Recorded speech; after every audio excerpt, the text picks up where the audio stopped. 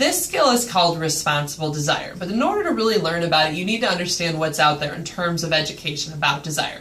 So there are two types of desire that people are sometimes aware of. One is spontaneous desire, and the second one is responsive desire. So spontaneous desire is referring to your natural hormonal balance. So, like just day to day when you start to feel a little bit of that urge sexually, that's your spontaneous desire. And people have different hormonal levels throughout their lives, okay? Responsive desire is a little bit different. So you may not have any hormonal surges happening, but maybe you respond to either an internal or an external cue. And let me break that down into human terms, of course. So an internal cue could be, maybe you remember that time when you and your partner were having sex a year ago and it was super sexy. So it's like a fantasy or a memory. That's an internal cue. It's something that comes from inside. An external cue could be, maybe you're watching a sexy video or a show that just has a few little clips that, wow, those turn you on. So that would be an external desire or an external cue that would create the desire.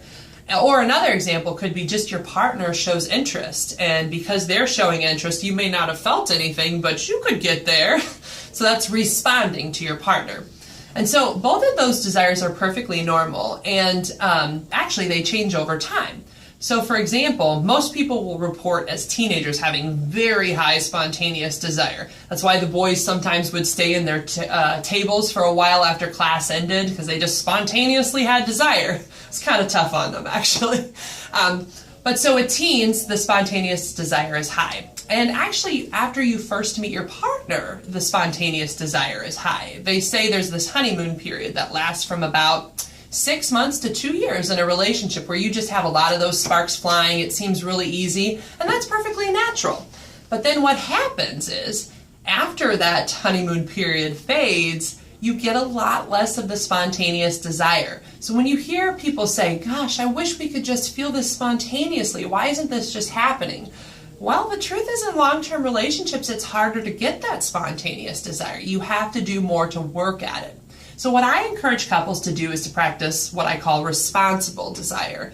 And responsible desire is essentially where you learn a little bit about what you like and you intentionally do things to put yourself in the mood. So for example, in order to be responsible, you may first learn what cues, internal or external, that get you into a desirous mode. So for example, it may help to read a book that is sexy. There's a reason why that book, 50 Shades of Grey, was so popular. It had a lot of internal and external cues that you could read and start thinking about and getting people in the mood. So reading a book, or reading a book together, or watching a video together, or even just talking to each other about things that are kind of sexy and fun.